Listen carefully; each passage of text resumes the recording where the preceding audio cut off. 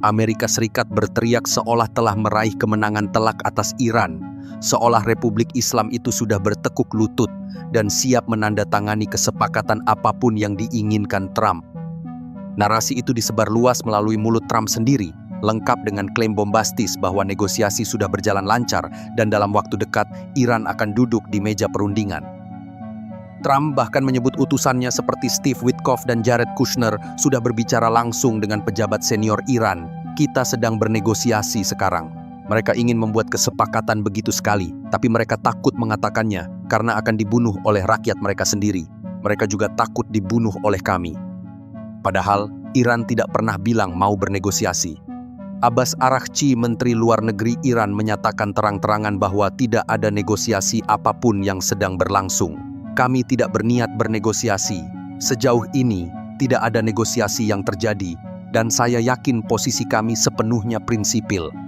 Araghchi juga menegaskan bahwa kebijakan Iran saat ini adalah melawan dan bukan duduk manis di meja perundingan. Mari kita saksikan secara seksama kesimpulan dari seluruh sandiwara dialog yang dirangkum secara sederhana dalam rentang waktu seminggu terakhir. Berikut ini dialognya. Pada mulanya, Trump mengancam Iran dengan penuh percaya diri. Anda punya waktu 48 jam untuk memenuhi tuntutan kami. Iran menjawab, tidak akan. Trump pun mundur selangkah dan mencoba mengubah narasinya. Kalau begitu, mari kita ambil waktu 5 hari dan bernegosiasi. Tapi Iran tetap jawab tegas, kami tidak akan berhenti. Trump kemudian mencoba lagi dengan tawaran gencatan senjata. Bagaimana dengan gencatan senjata selama 1 bulan? Iran menjawab, tidak perlu. Akhirnya Trump mencoba mengancam, kalau begitu kami akan mengirim pasukan AS. Tapi bukannya mundur, Iran justru tantang balik, datanglah lebih dekat. Juru bicara Angkatan Bersenjata Iran, Brigadir Jenderal Abolfazl Shekarchi menyatakan, sekarang kami hanya memiliki satu pesan untuk para tentara Amerika Serikat, datanglah ke sini. Kita bisa lihat, tak ada satupun tuntutan Trump yang berhasil, tak ada satupun ancaman yang membuat Iran ketakutan. Bukti bahwa narasi sok menang Trump hanyalah omong kosong yang dibuat-buat hanya untuk menipu para pendukungnya sendiri.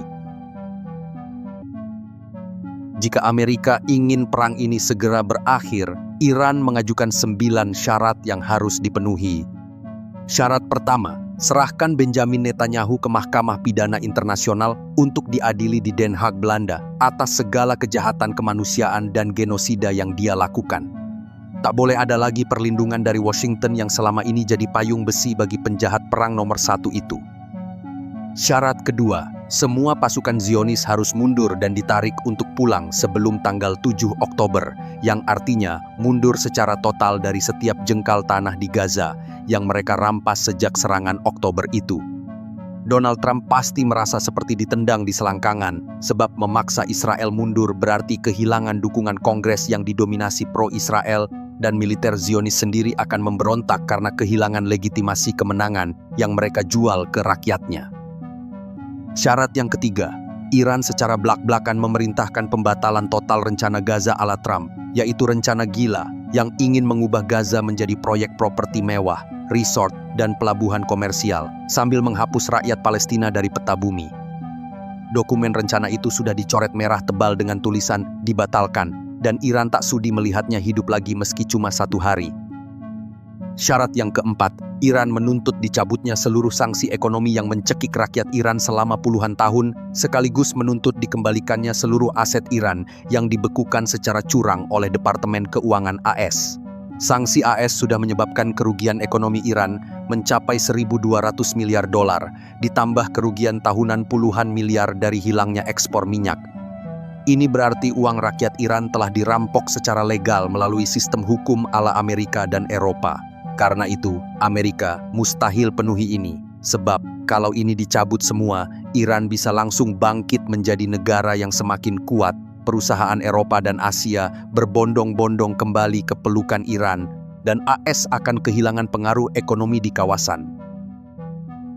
Syarat yang kelima, Iran menuntut pengakuan resmi dan penuh atas hak nuklir Iran, hak untuk mengembangkan teknologi nuklir tanpa lagi diintimidasi, tanpa diawasi seperti anak kecil, dan tanpa diancam bom.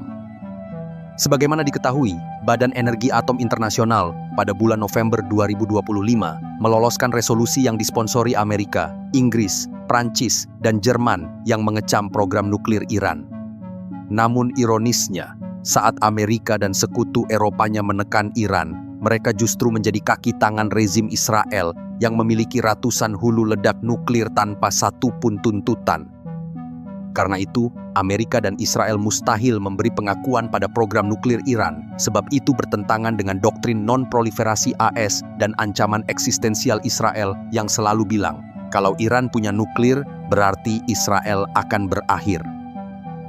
Syarat ke-6 dan ke-7, Iran memerintahkan ditariknya seluruh pasukan pendudukan Zionis dari Lebanon, Suriah, dan Yaman secara permanen, serta menuntut dihapusnya semua pangkalan militer AS yang ada di negara-negara Arab Teluk.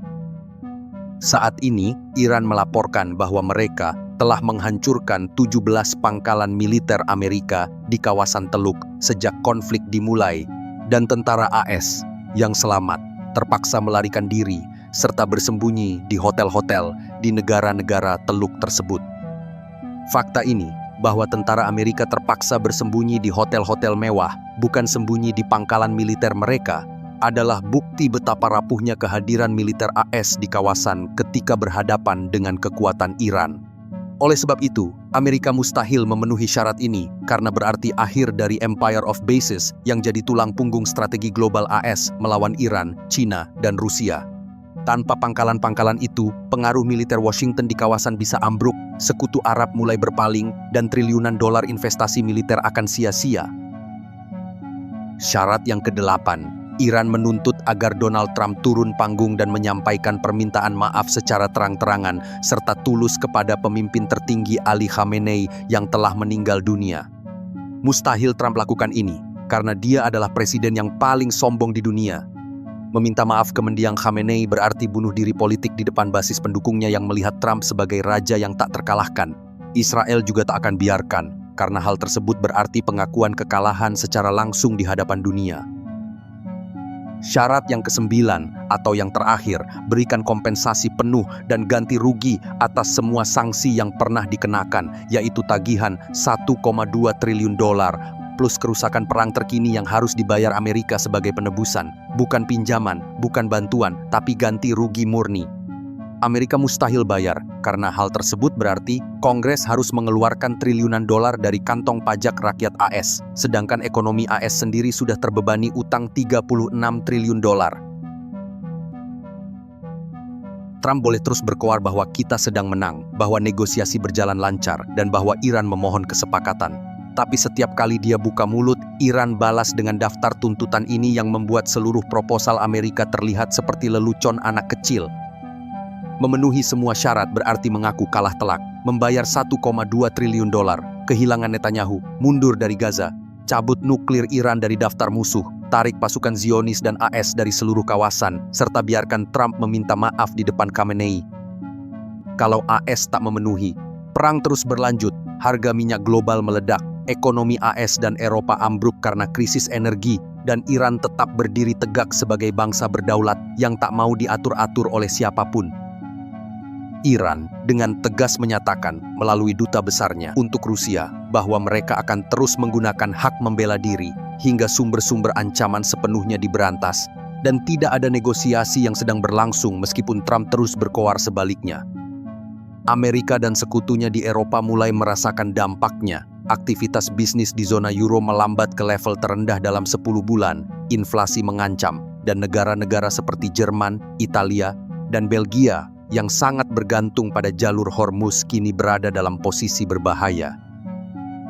Dukungan Rusia kepada Iran semakin nyata dengan Presiden Putin secara terbuka menerima penasihat senior Ali Khamenei di tengah ancaman perang, serta bersedia menggunakan pengaruhnya di Dewan Keamanan PBB untuk membela kedaulatan Teheran.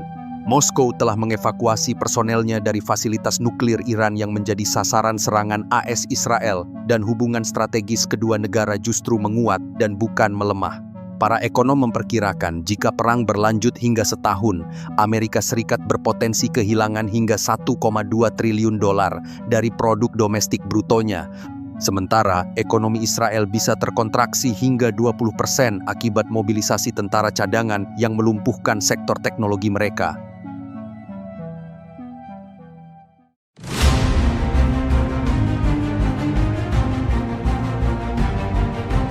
Setelah Amerika menyelesaikan urusan dengan musuh-musuhnya, mereka akan berbalik menyerang teman-temannya. Inilah peringatan keras dari mendiang Kolonel Muammar Gaddafi, mantan pemimpin Libya yang pernah bekerja sama dengan Amerika, namun akhirnya ditumbangkan dan tewas di tangan kelompok pemberontak yang diintervensi oleh NATO dan didukung Amerika Serikat. Pada awalnya Gaddafi bukanlah musuh mutlak bagi Barat, terutama selama dekade 80-an, di mana ia lebih memilih jalan damai. Bahkan pada tahun 2003, ia menyerahkan program senjata pemusnah massalnya dan membuka pintu bagi perusahaan minyak Barat. Washington menyambutnya dengan tangan terbuka, sementara London dan Paris pun tersenyum penuh janji. Gaddafi berpikir bahwa dengan cara ini, ia bisa menjamin keamanan negerinya sendiri, tetapi ia keliru besar. Akibatnya, tahun 2011 pun menjadi titik balik yang kejam. Di bawah dalih Revolusi Arab Spring, rakyat Libya dikibuli oleh propaganda asing. Kerusuhan meletus, dan Amerika yang sebelumnya menganggap Gaddafi sebagai sekutu pragmatis, kini menjadikannya sebagai musuh utama.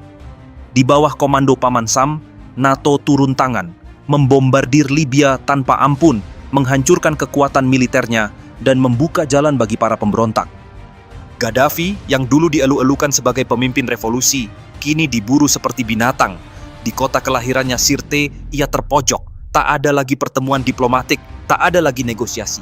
Yang ada hanyalah sekelompok pemberontak bersenjata, penuh amarah dan dendam, yang mengeksekusi pemimpin yang pernah mereka hormati. Jiwanya menggenang di pasir Libya, jasadnya diseret, dihina, dan akhirnya nyawanya direnggut dengan cara yang begitu brutal. Dunia menyaksikan, tetapi tak ada yang benar-benar peduli. Amerika dan sekutunya telah menyelesaikan pekerjaannya. Gaddafi yang pernah menjadi teman, kini menjadi pelajaran bagi dunia. Bahwa ketika kepentingan tak lagi sejalan, sekutu pun akan dihabisi tanpa belas kasihan. Libya, sebuah negara yang dulu makmur di bawah kepemimpinan Gaddafi, terjerumus ke dalam kekacauan yang tak berkesudahan. Dan kini, kata-kata Gaddafi itu bukan sekedar sejarah yang terkubur bersama jasadnya, tetapi sebuah nubuatan yang terasa semakin hidup.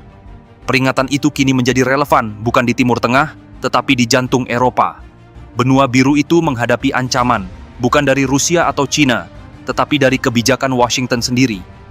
Dengan semboyan sakralnya, America First, Donald Trump menatap tajam neraca perdagangan yang timpang, menyebutkan angka 350 miliar dolar sebagai bukti ketidakadilan yang merugikan Amerika Serikat. Selama ini, terlalu banyak barang-barang Eropa yang mengalir deras ke tanah Amerika, sementara produk-produk Amerika sendiri, seperti mobil-mobil yang gagah dan hasil pertanian yang melimpah, terganjal di gerbang proteksionisme Eropa, menutup pintunya bagi komoditas Amerika. Maka, dengan pena kebijakan yang lebih tajam dari pedang, Trump mengayunkan langkahnya, di mana ia mulai membebankan tarif yang tinggi, di mana kebijakan itu diumumkannya dalam pidato virtual di World Economic Forum di Davos. Namun, yang menjadi sasaran empuknya bukanlah musuh bebuyutannya seperti Rusia atau Cina, melainkan sekutu lamanya sendiri, benua biru. Eropa kini tak lagi dipeluk sebagai kawan, melainkan ditekan sebagai lawan. Tarif tinggi ia jatuhkan, memberi pukulan telak bagi industri yang selama ini bertumpu pada pasar Amerika.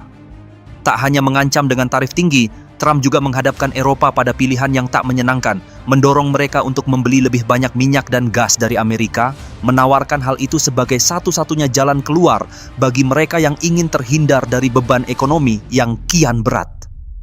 Sekutu berubah menjadi tawanan kepentingan, dan dunia pun menyaksikan apakah Eropa akan patuh atau justru melawan. Walau bagaimanapun, dampaknya tidak hanya soal ekonomi. Ketika Eropa sendiri mulai terpecah-pecah dalam memberikan bantuan kepada Ukraina, sosok-sosok berpengaruh di lingkaran Trump, seperti Elon Musk dan Steve Bannon, semakin memperkuat sayap kanan di Inggris dan Jerman, meniupkan narasi yang mendorong masyarakat untuk menjauh dari dukungan terhadap Ukraina. Elon Musk, miliarder yang namanya tercatut sebagai pendiri Tesla dan SpaceX, menyindir Presiden Ukraina Volodymyr Zelensky dengan gaya satir khasnya, menyebutnya sebagai juara sepanjang masa dalam mengumpulkan bantuan militer Amerika. Sindiran ini merujuk pada paket bantuan senilai 2,5 miliar dolar yang selama ini mengalir ke Kiev, seolah menegaskan betapa Ukraina tak henti-hentinya meminta pertolongan dari Barat. Sementara itu, Steve Bannon, arsitek ideologis populisme kanan, juga tak tinggal diam. Ia terus menggerakkan jaringan politiknya, membangun resistensi di Eropa terhadap aliansi lama yang semakin melemah. Dengan retorika yang tajam, ia menanamkan keraguan, sampai kapan Eropa harus menanggung beban perang yang bukan miliknya. Maka yang terjadi bukan hanya pergeseran kebijakan, tetapi juga pergeseran pikiran. Di jalanan Berlin, di forum-forum London, hingga dalam perbincangan meja makan di Paris, satu pertanyaan mulai mengemuka. Apakah mendukung Ukraina masih sepadan dengan harga yang harus dibayar? Di sisi lain, China, yang selama ini dipandang sebagai musuh terbesar Amerika, tampaknya mulai memainkan perannya sebagai teman sementara dalam kalkulasi politik Trump. Trump sendiri mengatakan itu ketika dia diwawancarai oleh dewan editorial The Wall Street Journal bahwa dia tidak perlu menggunakan kekuatan militer untuk mencegah Beijing dalam memblokade Taiwan karena Presiden China Xi Jinping menghormati saya dan dia tahu saya gila. Ini adalah sebuah pernyataan yang syarat makna, mungkin sebagai ancaman terselubung atau justru sebagai isyarat bahwa Trump siap bernegosiasi dengan China menggunakan caranya sendiri. Belum lagi keinginan Trump untuk Greenland, pulau yang luas yang kaya akan sumber dayanya yang melimpah, telah mengguncang tidak hanya Denmark yang memerintah pulau itu, namun juga sekutu-sekutu NATO. Tawaran Trump untuk membeli Greenland ditertawakan oleh Copenhagen, tetapi reaksi sang presiden jauh dari bercanda, di mana ia menolak untuk menggunakan kekuatan militer dalam rangka merebut pulau itu. Ini adalah pernyataan yang membuat Denmark kecewa sekaligus geleng-geleng kepala, tetapi bagi Trump ini adalah peringatan kepada dunia bahwa di bawah kepemimpinannya, Amerika tidak lagi bermain dengan aturan lama. Demikian pula ancaman Trump terhadap Panama dan intimidasinya terhadap Kanada. Di Panama, jalur perdagangan vital yang menghubungkan dua samudra menjadi titik tekan baru. Sementara di Kanada, intimidasi ekonomi datang dalam bentuk ancaman tarif yang menyeluruh, menekan tetangganya sendiri untuk tunduk pada kepentingan Amerika.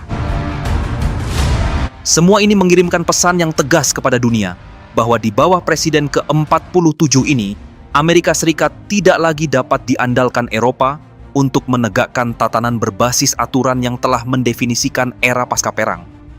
Dengan kata lain, aliansi lama kini tak lebih dari kontrak sementara yang bisa diubah atau dibatalkan sewaktu-waktu jika tidak lagi menguntungkan Washington. Inilah Amerika Serikat yang benar-benar membuktikan apa yang pernah dikatakan Gaddafi, bahwa bagi Washington tidak ada yang benar-benar sekutu, yang ada hanya kepentingan, dan ketika kepentingan itu berubah, bahkan sahabat pun bisa menjadi korban berikutnya. Dengan kata lain, Presiden Amerika saat ini menginginkan kebijakan luar negeri yang tidak membuatnya pusing, tidak merampas uangnya, dan tidak menghambat rencananya. Ketika dia mengatakan bahwa dia tidak menginginkan perang, hal ini bukan karena dia adalah orang yang cinta damai, tetapi karena dia adalah otokrat yang ingin mengatur dunia sesuai kehendaknya, bukan dengan aliansi, tetapi dengan transaksi.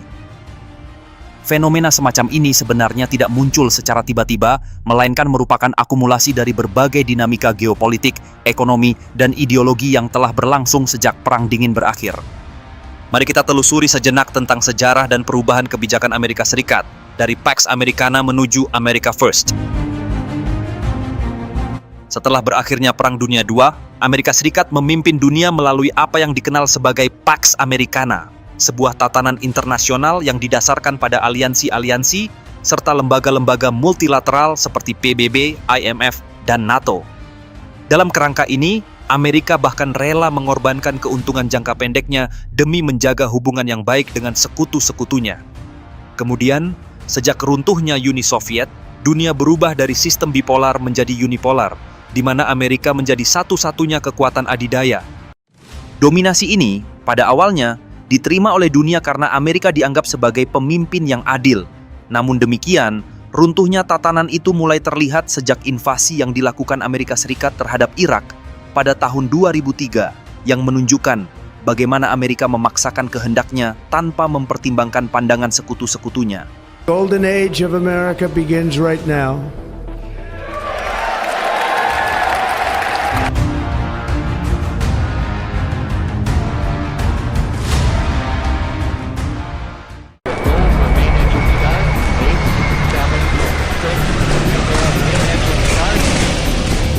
Anda tidak akan mampu mencegah Iran meluncurkan bom nuklirnya. Jika Iran mau melakukannya, Anda tidak dapat mencegahnya. Pernyataan tajam ini dilontarkan oleh Hossein Mousavian, mantan duta besar Iran untuk Jerman Barat, dan kini menggema di tengah memanasnya ketegangan geopolitik dunia. Benarkah Amerika Serikat menjadi target Iran berikutnya? Atau apakah dunia sedang menyaksikan babak baru dalam permainan kekuatan yang semakin sulit dikendalikan?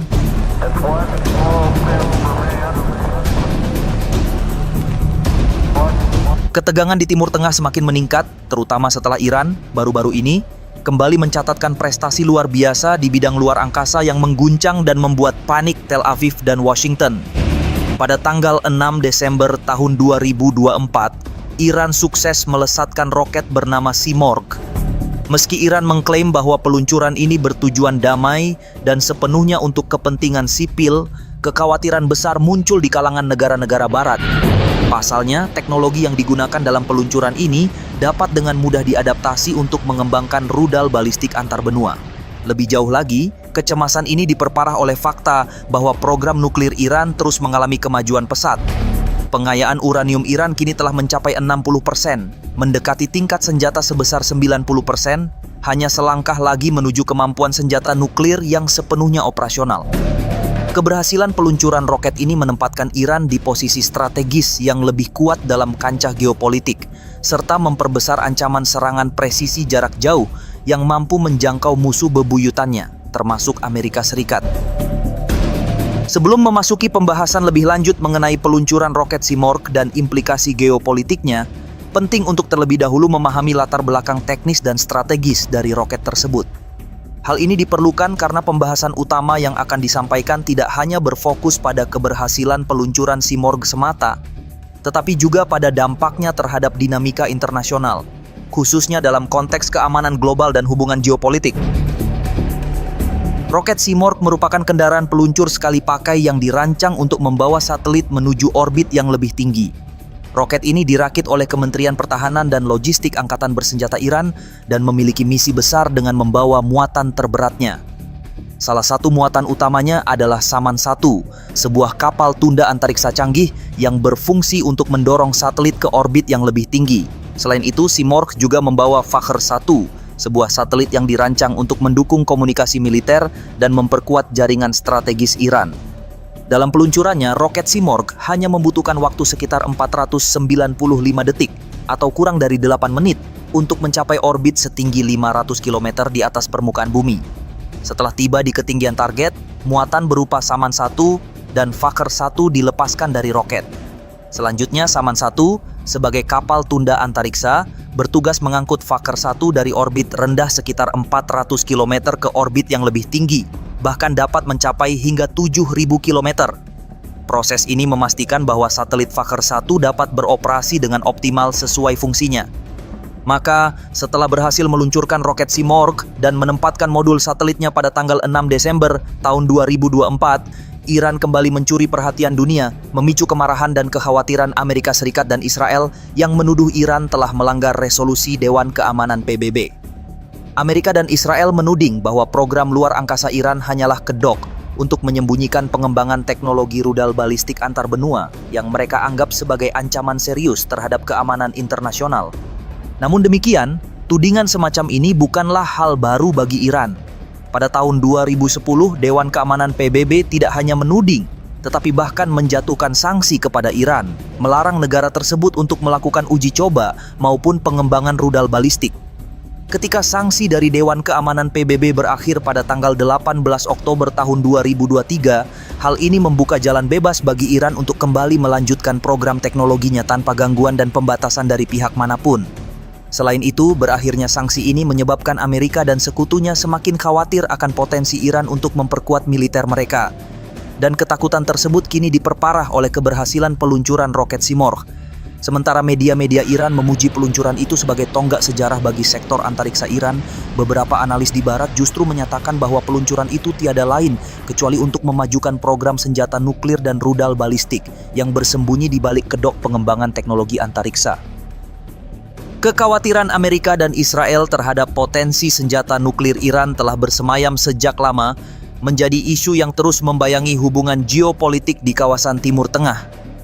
Pada tanggal 20 Maret tahun 2013, Barack Obama, mantan Presiden Amerika Serikat, mengunjungi Israel untuk menemui Perdana Menteri Benjamin Netanyahu.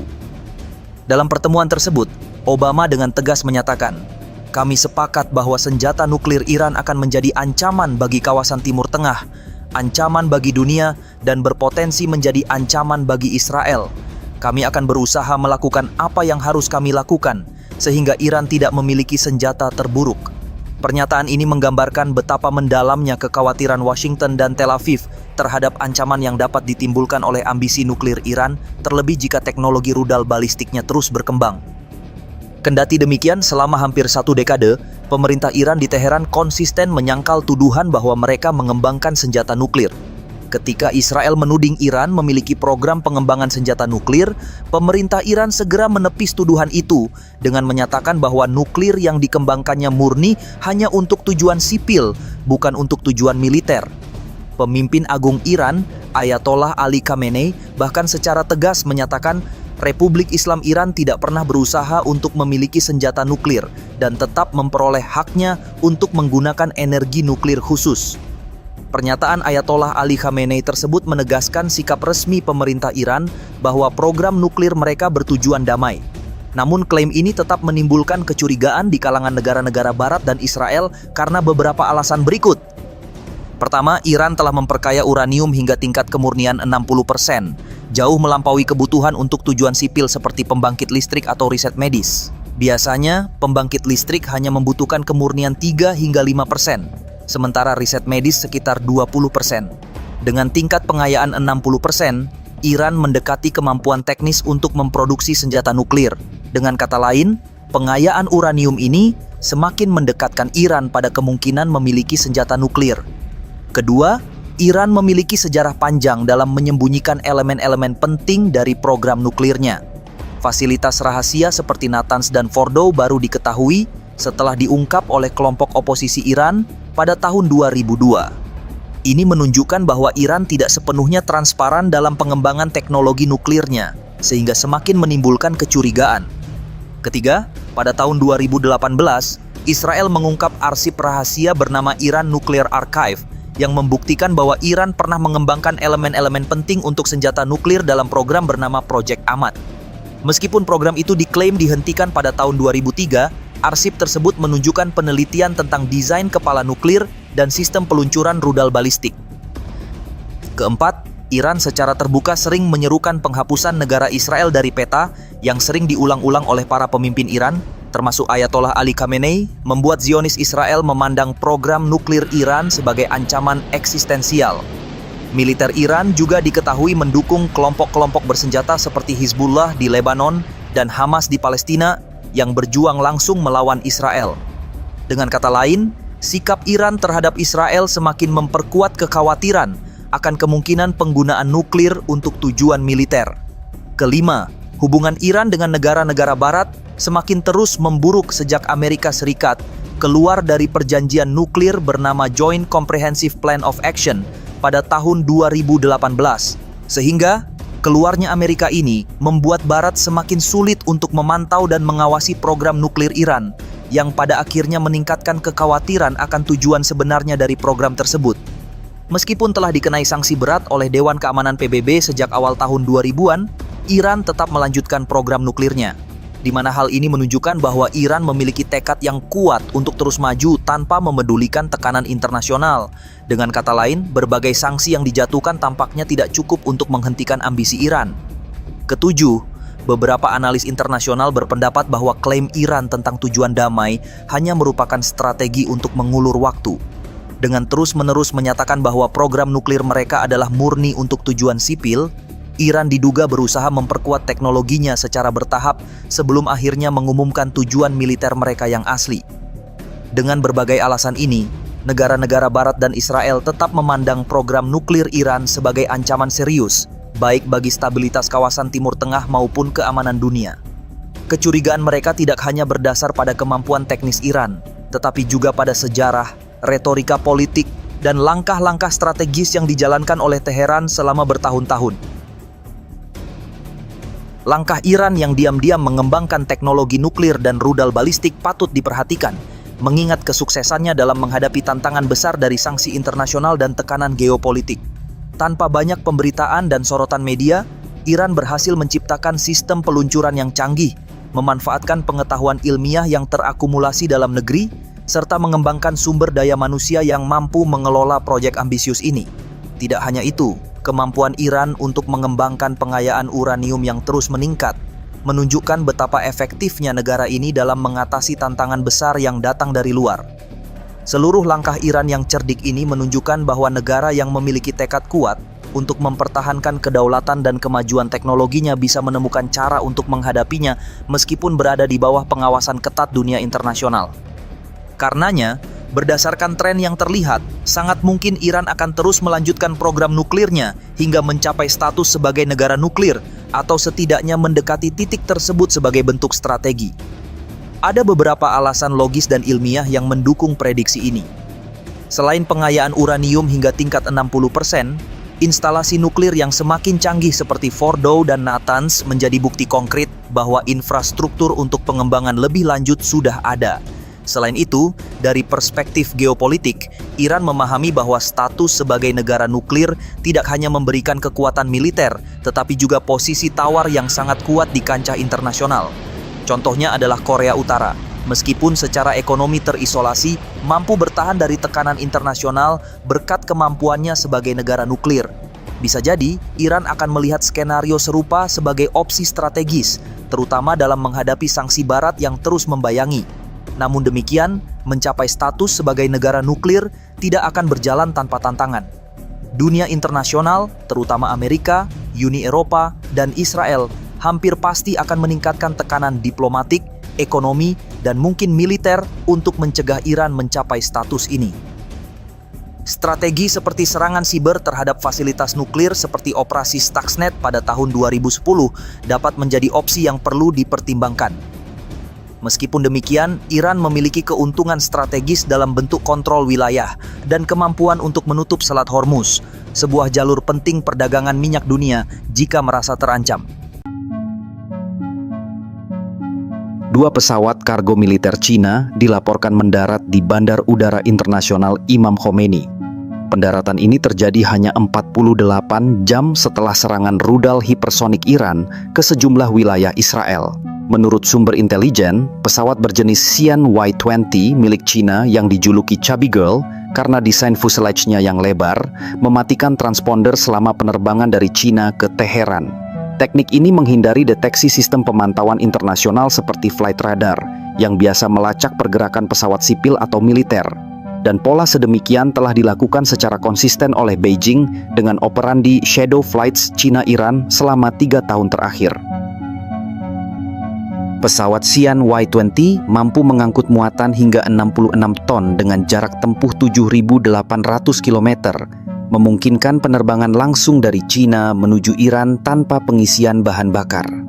Analis pertahanan dari J-Fit mengungkap bahwa muatannya berisi suku cadang radar HQ-9 yang kompatibel dengan sistem pertahanan udara Iran Bavar 373, chip navigasi Beidou untuk drone kamikaze Shahed 136, dan peralatan sinyal elektronik tipe Red 6 untuk mengacaukan komunikasi F-35 milik Israel. Selain itu, dokumen bea cukai yang dibocorkan VOA News menunjukkan bahwa sejak bulan Januari tahun 2025, kapal kargo Iran Golbon dan Jairan telah mengangkut 1.000 ton sodium perkloret, bahan baku propelan rudal dari pelabuhan Taichung di Cina ke Bandar Abbas. Muatan senilai $18 juta ini cukup untuk memproduksi 260 rudal balistik jarak menengah milik Korps Garda Revolusi Iran, seperti model Emad atau Kheibar, yang digunakan dalam serangan ke Israel baru-baru ini. Untuk menyamarkan transfer senjata, China dan Iran menggunakan entitas bisnis fiktif di wilayah administratif khusus China, Hong Kong, atau Macau. Pola ini mencakup pembayaran melalui bank komersial yang sulit dilacak oleh otoritas sanksi Amerika. Sodium perchlorate sendiri termasuk dalam daftar bahan yang dikontrol Missile Technology Control Regime, sehingga pengirimannya ke Iran oleh entitas China berpotensi melanggar sanksi PBB dan Amerika. Pejabat intelijen barat yang diwawancarai VOA News menyebut operasi ini sebagai permainan kucing-kucingan, mengingat kompleksitas jejak logistik yang sengaja dikaburkan. Melacak aktivitas ini seperti bermain kucing-kucingan. China dan Iran menggunakan jaringan perusahaan Shell di Hong Kong dan Macau untuk menyamarkan transfer senjata. Lantas, apa motif China di balik dukungan terhadap Iran? Jawabannya adalah ketergantungan energi yang memicu simbiosis antara kedua belah pihak. Data dari JFIT Analysis mengungkap bahwa Iran adalah pemasok minyak mentah terbesar untuk China, menyuplai 700.000 barel per hari atau 15% dari total impor minyak negeri tirai bambu tersebut. Minyak ini dijual dengan diskon besar antara 10 hingga 15 dolar lebih murah per barel daripada harga pasar melalui shadow fleet kapal tanker yang menghindari sanksi barat. Skema ini adalah bagian dari Fakta 25 tahun senilai 400 miliar dolar yang ditandatangani pada tahun 2021, di mana China membiayai transportasi dan energi Iran sebagai ganti akses eksklusif minyak diskon.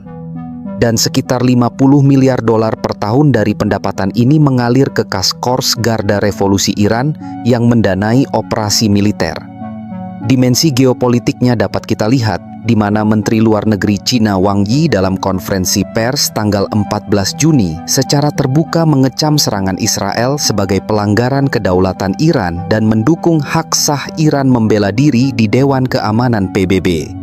Sikap ini memperkuat apa yang disebut analis sebagai aliansi merah hijau, istilah untuk kerjasama strategis antara China, merah, dan Iran, hijau. Dalam doktrin ini, Iran berperan sebagai proksi China untuk mengikis pengaruh Amerika Serikat di Timur Tengah. Sementara China memanfaatkan Iran sebagai simpul kunci Belt and Road Initiative yang menghubungkan Asia ke Eropa. Respon Amerika Serikat pun datang dengan nada peringatan keras. Presiden Donald Trump melalui Truth Social menyatakan, China bermain api. Dukungan mereka ke Iran akan memicu konsekuensi global yang tidak terkendali.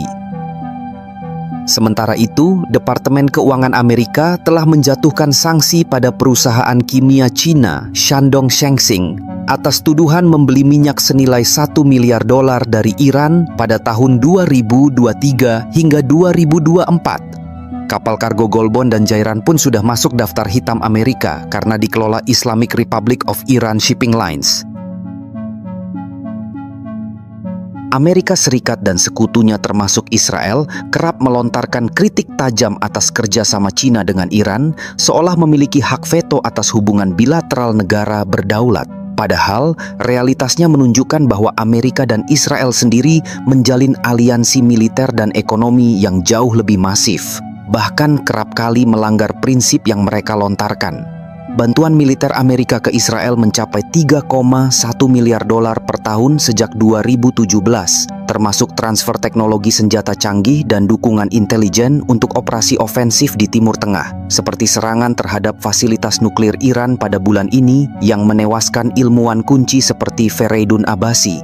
Sementara itu, ketika China sekadar mengimpor minyak dari Iran atau berinvestasi di infrastruktur energi, Washington mencapnya sebagai ancaman keamanan global. Argumen Amerika mengabaikan fakta mendasar bahwa kerjasama ekonomi China-Iran adalah hak berdaulat dua negara merdeka. Fakta 25 tahun senilai 400 miliar dolar antara Beijing dan Tehran yang mencakup investasi di sektor energi, pelabuhan, dan 5G telah melewati proses ratifikasi hukum di Iran. Bandingkan dengan kerja rahasia Amerika-Israel, pembangunan pangkalan drone Israel di wilayah Iran yang digunakan untuk serangan sabotase, seperti yang diungkapkan intelijen Amerika. Jika Amerika berhak membangun aliansi ofensif, mengapa China dilarang menjalin kemitraan ekonomi? Selain itu, klaim bahwa China membantu program nuklir Iran juga mengabaikan hipokrisi nuklir Amerika-Israel. Israel menolak menandatangani perjanjian non-proliferasi nuklir (NPT) dan secara diam-diam mengembangkan 200 hulu ledak nuklir, didukung transfer teknologi dari Amerika tahun 1960-an. Sementara Iran, yang program nuklirnya diawasi ketat, justru disanksi habis-habisan.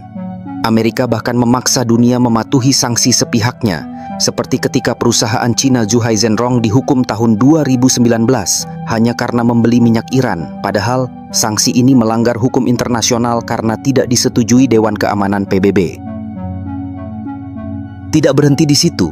Di tingkat geopolitik, kritik Amerika terhadap China mencerminkan paranoia atas pergeseran kekuatan di panggung dunia.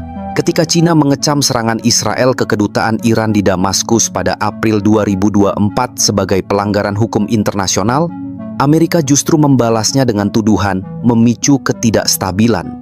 Ironisnya, Menteri Luar Negeri Amerika Marco Rubio mengakui bahwa serangan Israel ke Iran adalah keputusan sepihak Tel Aviv tanpa konsultasi dengan Washington. Namun Amerika tetap memberikan perlindungan politik di Dewan Keamanan PBB. Standar ganda ini memperlihatkan bagaimana aturan internasional hanya berlaku bagi musuh Washington, bukan bagi sekutunya. Padahal dari sudut pandang ekonomi, kerjasama Cina-Iran justru membawa manfaat stabilisasi. Investasi Cina menyelamatkan ekonomi Iran yang tercekik sanksi Amerika, menciptakan lapangan kerja di sektor infrastruktur dan mengurangi ketergantungan pada minyak.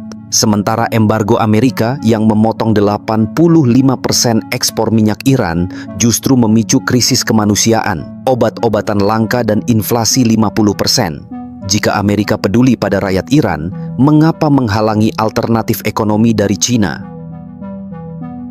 Secara garis besar, upaya Amerika dan sekutunya untuk melarang kerjasama Cina-Iran adalah tidak logis serta hipokrit.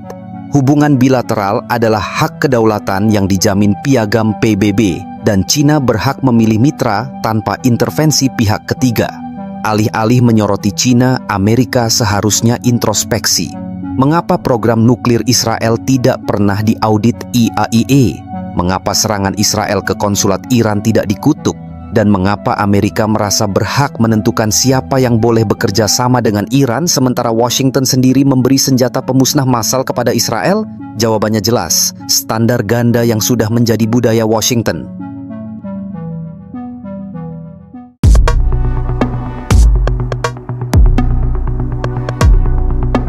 Lanskap keamanan Timur Tengah mengalami pergeseran signifikan dengan mundurnya pasukan Amerika Serikat dari berbagai pangkalan di Suriah, Irak, hingga Qatar. Pemulangan pasukan ini terjadi karena tekanan realitas, di mana biaya sangat tinggi, kelelahan militer, dan resistensi regional yang semakin kuat. Pemerintah Irak di Baghdad mengumumkan penarikan penuh pasukan AS dari wilayah federal Irak, kecuali wilayah semi-otonom Kurdistan. Basis militer utama seperti Al-Assad Air Base di Anbar, provinsi terbesar Irak, sudah ditinggalkan sepenuhnya. Dengan kontingen terakhir AS yang telah pergi secara berangsur-angsur sejak akhir tahun 2025 hingga hari ini. Penarikan lengkap dari Baghdad bahkan direncanakan pada September 2026 mendatang, dan para penasihat NATO kemungkinan besar akan ikut angkat kaki. Jumlah tentara AS di Irak sekarang tersisa kurang dari 2.000 personal yang mayoritas tinggal di Erbil, Kurdistan. 3 lokasi penting seperti Green Zone, Victoria Base, dan markas Joint Operations Command akan diserahkan setelah peralatan selesai dipindahkan. Kendati demikian, Amerika Serikat membantah tudingan bahwa mereka mundur dari Timur Tengah, menyebutnya sebagai reposisi atau sekedar pengurangan di beberapa pangkalan, sebab 13.500 personel masih bertahan di Kuwait ditambah 3.000 tentara di Yordania. Jika digabung dengan pasukan di Bahrain, Uni Emirat Arab, dan negara lainnya, totalnya masih berada di kisaran 30.000 personel. Meski begitu, tak bisa dipungkiri bahwa pengurangan di sejumlah pangkalan tetap menunjukkan bahwa AS memang sedang menurunkan sebagian jejak militernya di kawasan tersebut.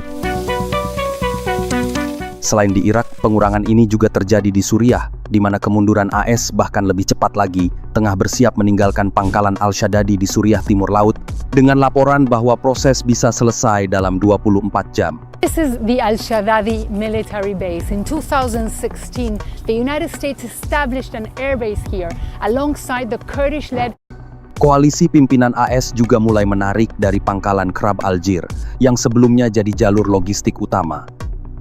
Sekitar 900 tentara AS masih ada di Suriah, tapi penarikan penuh tergantung kondisi lapangan, yang artinya tergantung seberapa kuat tekanan dari Damaskus dan sekutunya, di mana AS sedang mempertimbangkan penarikan total dari Suriah setelah runtuhnya milisi Kurdi yang didukung AS.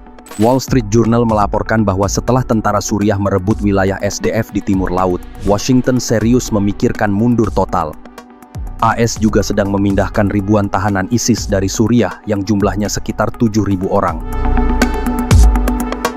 Sementara itu, di Qatar, yang merupakan basis utama AS di Teluk, terlihat hampir 40 pesawat AS hilang dari landasan pangkalan Al-Udeid dalam 2 minggu.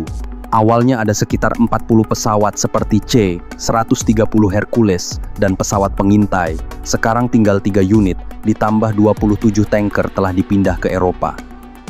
AS dan Inggris mengurangi personel di Al-Udeid karena tensi dengan Iran, sebab khawatir terhadap serangan Teheran jika Trump nekat menyerang. Israel, sekutu paling dekat, minta Trump tunda serangan ke Iran, di mana Benjamin Netanyahu langsung hubungi Trump untuk tahan dulu karena takut Iran balas serang Israel. Anehnya, Israel dorong AS serang, tapi Trump really does not want to do it. Sebagaimana diketahui, AS habiskan triliunan dolar sejak tahun 2001 hingga saat ini, tapi sekarang mundur. Ingat Cedar Revolution Lebanon 2005 atau pemberontakan Irak tahun 1991, AS janji dukung tapi mundur. Sekarang diulangi lagi.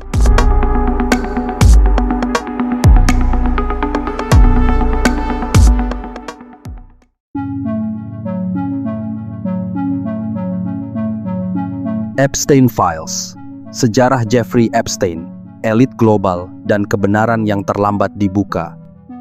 Bagaimana uang, kekuasaan, dan institusi negara gagal melindungi korban. 20 Januari 1953, seorang bayi laki-laki lahir di Brooklyn, New York, dari keluarga kelas pekerja Yahudi Amerika. Namanya adalah Jeffrey Edward Epstein. Tidak ada yang istimewa dalam kelahirannya. Ia hanyalah seorang anak yang kelak tumbuh menjadi predator yang memanfaatkan kekayaan dan koneksi sosialnya untuk mengeksploitasi ratusan remaja di seluruh dunia. Sejarah Epstein adalah fakta tentang kegagalan sistem peradilan, kelemahan institusi hukum, dan tragedi korban yang suaranya lama dibungkam oleh kekuasaan dan uang. Ia adalah bagian dari plot untuk mengontrol kepala negara, selebriti, dan pengusaha melalui rekaman pemerasan di pulau pribadinya. Narasi ini lahir dari dokumen berusia lebih dari seabad yang disebut The Protocols of the Elders of Zion, yang diciptakan oleh polisi rahasia Tsar Rusia pada tahun 1903 untuk memicu pogrom terhadap komunitas Yahudi. Sebuah protokol yang mengklaim adanya rapat rahasia para tetua Zionis yang merencanakan dominasi dunia. Ketika Epstein ditangkap pada bulan Juli tahun 2019, organisasi Yahudi terkemuka seperti Anti-Defamation League tidak membela Epstein. Mereka justru menegaskan bahwa kejahatannya adalah aib bagi siapapun, termasuk komunitas Yahudi. Organisasi Yahudi tersebut secara eksplisit menyatakan bahwa antisemitisme tidak berperan dalam penuntutan Epstein dan bahwa upaya mengaitkan kejahatannya dengan identitas Yahudi justru memicu gelombang kebencian terhadap Yahudi di seluruh dunia. Faktanya, Israel didirikan pada 14 Mei tahun 1948 melalui deklarasi kemerdekaan yang diumumkan oleh David Ben-Gurion di Tel Aviv, yang disahkan pada 29 November 1947, 16 tahun sebelum Epstein lulus SMA. Kronologi kejahatan Epstein sendiri terungkap secara bertahap melalui proses hukum yang transparan. Pada tahun 2005, polisi Palm Beach, Florida mulai menyelidiki laporan seorang ibu yang curiga putrinya dibayar $300 untuk menemani Epstein di rumahnya yang megah di El Brillo Way. Investigasi mengungkap pola yang mengerikan, di mana Epstein merekrut remaja melalui pencari bakat seperti Ghislaine Maxwell, putri taipan media Inggris Robert Maxwell, yang mendekati korban di mal, sekolah, atau melalui teman korban lain. Korban dibawa ke rumah Epstein di Palm Beach, New York, atau pulau pribadinya di Little Saint James, Kepulauan Virgin Amerika Serikat, dengan janji pekerjaan modeling atau uang tunai. Pada tahun 2008, Jaksa Wilayah Florida Alexander Acosta, yang kelak menjadi Menteri Tenaga Kerja di era Trump, menyetujui kesepakatan plea deal kontroversial, yaitu Epstein hanya dihukum 13 bulan penjara dengan izin keluar selama 12 jam per hari untuk kerja dan terdaftar sebagai pelaku kejahatan seks tingkat rendah, meskipun bukti menunjukkan ia telah mengeksploitasi puluhan remaja. Kesepakatan ini disembunyikan dari korban, sehingga melanggar Undang-Undang Hak Korban Federal, sebuah kesalahan yang diakui sendiri oleh Departemen Kehakiman AS pada tahun 2020 sebagai poor judgment oleh Acosta. Selama 1 dekade berikutnya, Epstein hidup mewah, di mana ia terbang dengan jet pribadinya bernama Lolita Express, mengundang tokoh terkenal seperti Bill Clinton, Donald Trump, Prince Andrew, dan ilmuwan Stephen Hawking ke pulau atau pesawatnya, sebuah fakta yang tercatat dalam log penerbangan resmi FAA yang dirilis pengadilan. Pada bulan Juli tahun 2019, setelah investigasi oleh Jaksa Wilayah Manhattan dan FBI, Epstein kembali ditangkap atas tuduhan perdagangan antar negara bagian dan konspirasi. Ia ditahan di Metropolitan Correctional Center, New York, menunggu persidangan yang bisa mengirimnya ke penjara seumur hidup. Namun, pada tanggal 10 Agustus tahun 2019, penjaga penjara menemukan Epstein mati. Sebuah kematian yang dinyatakan bunuh diri oleh otopsi resmi Departemen Kesehatan Kota New York dan Kantor Penyidik Medis AS, meski teori konspirasi dibunuh untuk menutupi nama besar terus beredar. Bulan Januari tahun 2024, Hakim Pengadilan Distrik AS Loretta Preska memerintahkan pembukaan sebagian dokumen dalam gugatan perdata Jeffrey V. Maxwell yang telah ditutup sejak tahun 2015. Dokumen ini berisi deposisi, email, dan nama-nama yang disebut dalam kesaksian korban, termasuk sekitar 150 individu yang pernah berinteraksi dengan Epstein, dari selebriti hingga politisi. Nama tersebut muncul sebagai tamu di pesta, rekan bisnis, atau bahkan korban yang tidak disadari. QAnon yang muncul di forum 4chan mengklaim bahwa elit global yang disebut kabal melakukan ritual satanik di ruang bawah tanah restoran pizza Comet Ping Pong di Washington DC. Pada bulan November 2025, Presiden Donald Trump menandatangani Epstein Files Transparency Act, yakni undang-undang yang mewajibkan Departemen Kehakiman merilis semua dokumen terkait Epstein dalam penguasaannya dalam tenggat waktu 30 hari. DOJ gagal memenuhi tenggat 19 Desember 2025, memicu kritik dari anggota Kongres. Barulah pada tanggal 30 Januari 2026, DOJ merilis sekitar 3,5 juta halaman dokumen yang berisi catatan keuangan, log penerbangan yang telah diverifikasi FAA, email bisnis, foto-foto dan video yang disensor berat termasuk wajah korban yang dilindungi hukum, dan diagram investigasi FBI yang memetakan jaringan korban Epstein. Departemen Kehakiman secara eksplisit menyatakan bahwa dokumen yang dirilis telah melalui proses redaksi ketat untuk melindungi identitas korban, saksi, dan informasi sensitif yang tidak relevan dengan investigasi kriminal. Pada akhirnya, semua fragmen ini, penarikan pasukan, janji yang ditinggalkan, dokumen yang dibuka terlambat, dan korban yang terlalu lama dibungkam, semuanya bertemu pada satu simpul yang sama. Runtuhnya ilusi tentang kekuasaan yang bermoral. Amerika Serikat mundur dari Timur Tengah dengan alasan reposisi, sementara kebenaran tentang Epstein baru dibuka setelah nyawa hilang dan waktu habis. Sejarah berulang bukan karena kebetulan, tetapi karena pola. Ketika biaya terlalu mahal, ketika risiko terlalu besar, kekuasaan memilih pergi, meninggalkan puing, trauma, dan pertanyaan yang tak pernah dijawab. Tahun 2026 melihat bahwa imperium bisa lelah, hukum bisa tunduk, dan kebenaran, betapapun akhirnya muncul, hampir selalu datang terlambat bagi mereka yang paling membutuhkannya.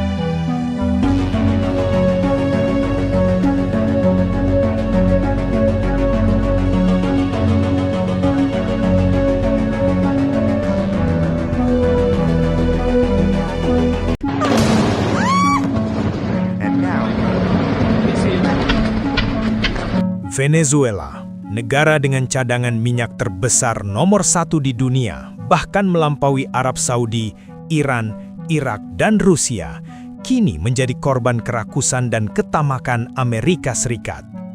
Negeri sosialis di jantung Amerika Latin ini, yang menyimpan lebih dari 300 miliar barel minyak mentah, dijadikan arena permainan kotor oleh Washington, di mana kedaulatannya diinjak-injak, kapal-kapal tanker minyaknya diblokade, ekonominya dicekik dengan sanksi berlapis-lapis, dan aset-aset negaranya dirampas serta dibekukan. Presiden Nicolas Maduro ditangkap untuk dilengsarkan oleh Donald Trump bukan karena kejahatan, tetapi karena terang-terangan berani bersikap anti-Amerika. Jika dulu Amerika Serikat pernah menculik Presiden Panama, Manuel Noriega, pada tahun 1989, maka sejarah itu kini diulangi kembali dengan menculik Presiden Venezuela, Nicolas Maduro, bersama istrinya, Cilia Flores. Maduro dikenal sebagai sosok yang sangat vokal menentang penjajahan Israel atas Palestina, serta menentang dominasi Barat dan Amerika Serikat. Ia juga merupakan sekutu dekat Beijing dan Moskow, sebuah posisi yang membuat Washington semakin berang. Dengan dalih menjaga demokrasi dan memerangi narkoba, yang dikritik banyak pengamat sebagai bungkus kebijakan belaka, Donald Trump mengerahkan kekuatan militer terbesarnya dengan mengirimkan Carrier Strike Group kapal induk USS Gerald R. Ford yang membawa lebih dari 6.000 personil, didukung puluhan kapal perang, jet tempur siluman F-35, serta ribuan tentara dan marinir untuk mengepung Venezuela. Operasi tersebut berpuncak pada serangan mendadak pasukan khusus Delta Force yang menyerbu istana presiden, memborgol Nicolas Maduro bersama istrinya, dan membawanya secara paksa ke New York untuk diadili. Sebuah aksi yang oleh Trump sendiri kemudian diungkapkan motif yang sesungguhnya, bahwa Venezuela akan dikendalikan, Maduro akan disingkirkan, presiden baru akan dipilih sesuai kehendak Washington, dan minyaknya akan diambil alih di bawah kontrol Amerika. Pertanyaannya, mengapa Amerika Serikat ngotot ingin menguasai Venezuela, bahkan menculik pemimpinnya? Apakah benar semua ini demi menegakkan demokrasi dan memerangi narkoba? Ataukah ada agenda tersembunyi untuk menguasai minyak Venezuela mencapai 300 miliar barel? Apakah Washington sengaja menargetkan negara ini karena keberpihakannya pada Rusia, China, dan Iran, sehingga Venezuela dianggap musuh yang harus ditundukkan? Sejak era kolonial, kawasan Amerika Latin selalu menjadi medan pertaruhan kekuatan asing yang saling berebut pengaruh. Namun tak ada negara yang dihancurkan dengan cara yang paling sistematis, seperti halnya Venezuela dalam 2 dekade terakhir. Perang terhadap Venezuela merupakan operasi terencana untuk menghukum sebuah bangsa yang berani menolak tunduk pada imperialisme Amerika Serikat. Tahun 1999, ketika dunia sedang merayakan akhir Perang Dingin dengan kemenangan kapitalisme, seorang mantan perwira militer Venezuela bernama Hugo Chavez mengguncang tatanan global dengan sebuah sumpah di hadapan jutaan rakyatnya. Minyak Venezuela milik rakyat Venezuela, bukan milik Amerika Serikat. Chavez, seorang anak desa dari Sabaneta yang dibesarkan oleh nenek yang buta huruf, telah menyaksikan sendiri betapa kekayaan negaranya dikuras oleh korporasi asing, sedangkan 80% rakyat Venezuela sendiri hidup dalam kemiskinan ekstrem. Ketika terpilih sebagai presiden pada tahun 1998 dengan suara 56%, ia segera mengubah konstitusi, menjamin hak atas pendidikan gratis, kesehatan universal, dan kepemilikan negara atas sumber daya alam. Langkah paling beraninya adalah merebut kembali minyak Venezuela dari cengkraman perusahaan Amerika seperti ExxonMobil dan Chevron yang selama puluhan tahun menguras keuntungan 90% dari tanahnya. Tanggal 11 April tahun 2002, sebuah kudeta militer yang didukung CIA, National Endowment of Democracy, dan pengusaha Venezuela yang pro-Amerika berhasil menculik Chavez dan membawanya ke pulau terpencil. Ratusan pendukung Chavez juga ditangkap dan bahkan dihabisi di jalanan Caracas. Tapi rakyat Venezuela bangkit, jutaan orang segera turun ke jalan. Nelayan miskin di La Guaira membawa perahu mereka ke istana, petani dari Andes berjalan kaki selama 3 hari, dan tentara muda yang setia pada sumpah membuka gerbang pangkalan militer. 2 hari kemudian, 13 April 2002, Chavez pun bebas dan berhasil kembali ke istana Miraflores di tengah sorak-sorai 2 juta orang. Ini adalah momen kemenangan rakyat yang menghancurkan impian AS untuk menggulingkan Chavez. Setelah kudeta yang dilakukan oleh AS gagal, Chavez segera mempercepat program sosialnya yang bernama Misi Bolivarian. Sebuah misi mendatangkan 30.000 dokter Kuba untuk membuka klinik gratis di permukiman kumuh, menurunkan angka kematian bayi dari 25 per 1000 kelahiran menjadi 9 per 1000 kelahiran hanya dalam 5 tahun. Misi ini juga menghapus buta huruf dengan mengajar 1,5 juta orang dewasa membaca dan menulis, sebuah prestasi luar biasa yang diakui oleh UNESCO. Tidak hanya itu, Misi Bolivarian juga mendistribusikan beras, susu dan minyak goreng dengan harga 50% di bawah pasar melalui 16.000 toko di seluruh negeri. Hasilnya spektakuler. Kemiskinan ekstrim turun dari 42% di tahun 1998 menjadi 9% di tahun 2012. Harapan hidup naik dari 72 tahun menjadi 77 tahun, dan Venezuela menjadi satu-satunya negara di dunia yang memenuhi tujuan pembangunan milenium PBB untuk mengurangi kelaparan pada tahun 2015. Kendati demikian, bagi Amerika Serikat, semua prestasi ini adalah ancaman eksistensial. Sebuah memo rahasia Departemen Luar Negeri AS tahun 2005 menyatakan, keberhasilan sosial Chavez berbahaya. Jika model ini menyebar ke Bolivia atau Ekuador, hegemoni AS di wilayah ini akan runtuh. Kematian Chavez pada tanggal 5 Maret tahun 2013 menjadi titik balik yang mencekam. Ia didiagnosis kanker ganas pada tahun 2011, sebuah fakta yang disembunyikan tim dokternya hingga kematiannya.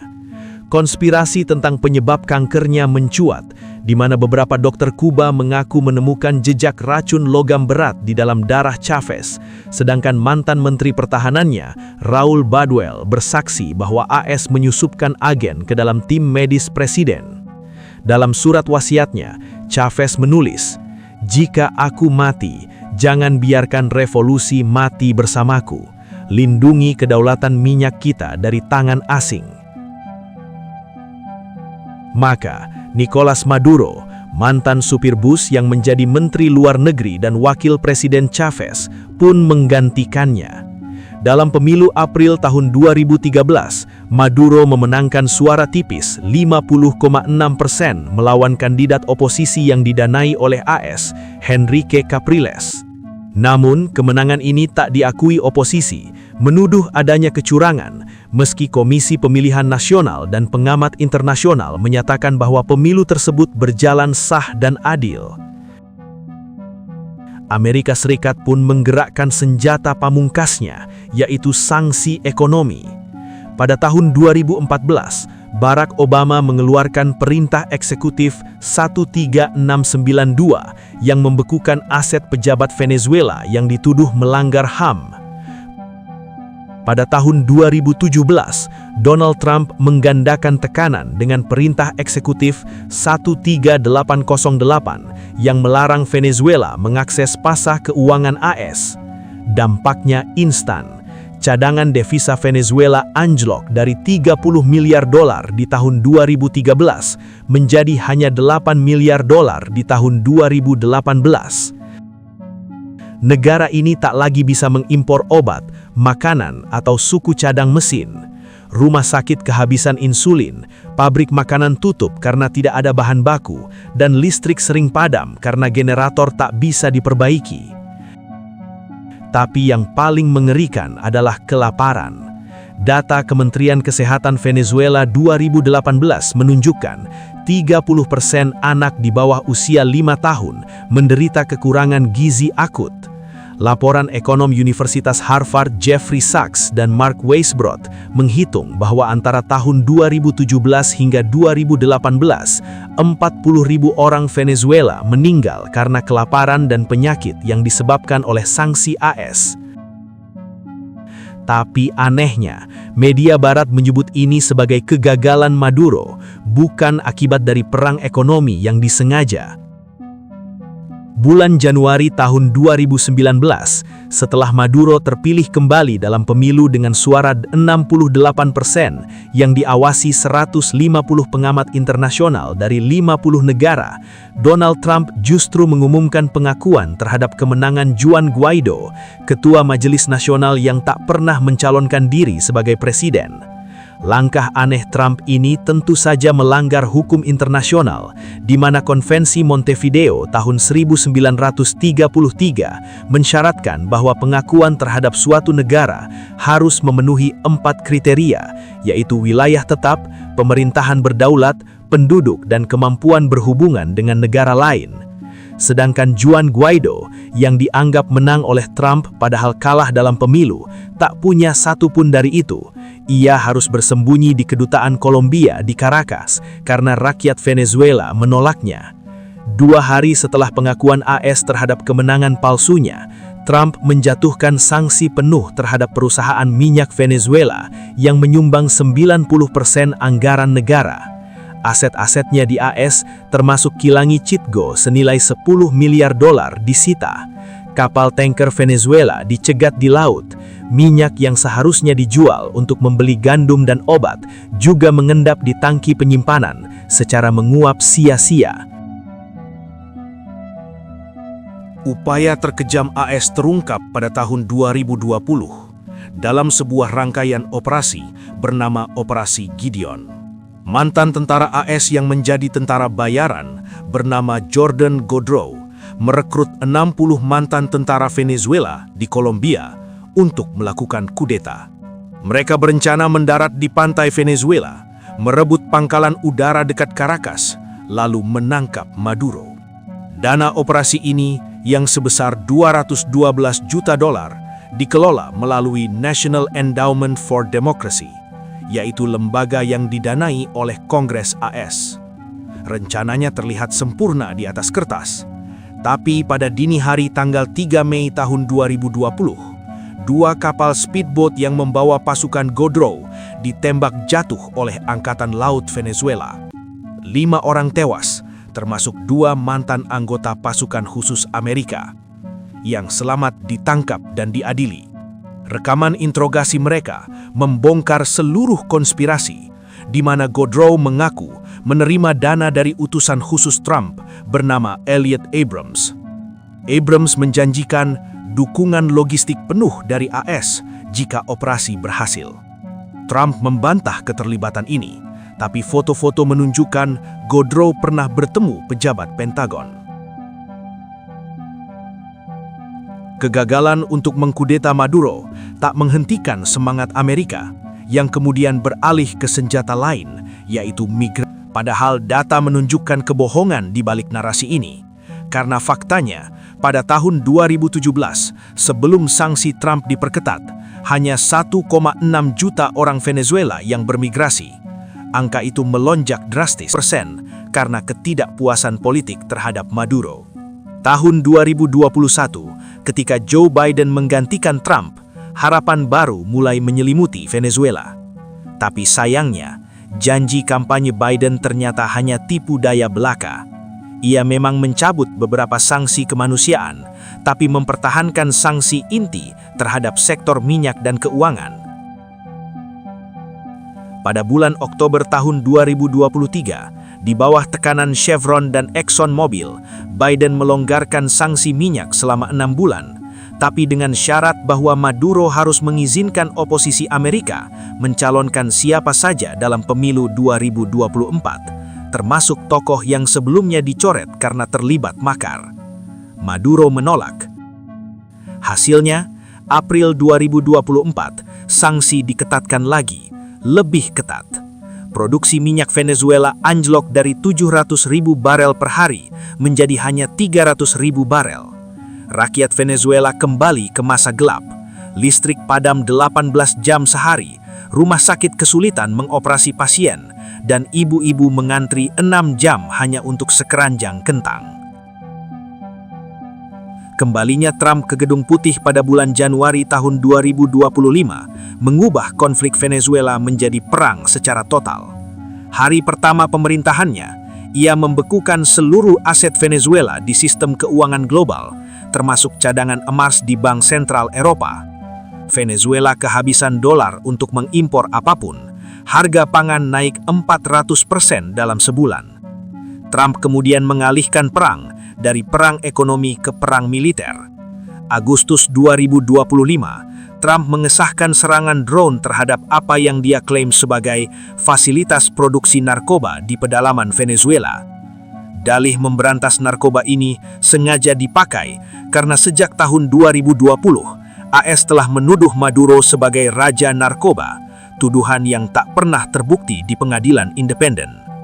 Faktanya, data PBB 2024 menunjukkan Venezuela justru berhasil menurunkan produksi kokain sebesar 60% sejak tahun 2019 berkat program eradikasi yang didukung China. Tapi fakta tak penting bagi Washington. Setiap serangan drone yang dijatuhkan di hutan Amazon Venezuela, seringkali mengenai desa-desa pedalaman, disebut sebagai kemenangan melawan terorisme. Korban sipil, media AS tak perlu memberitakannya.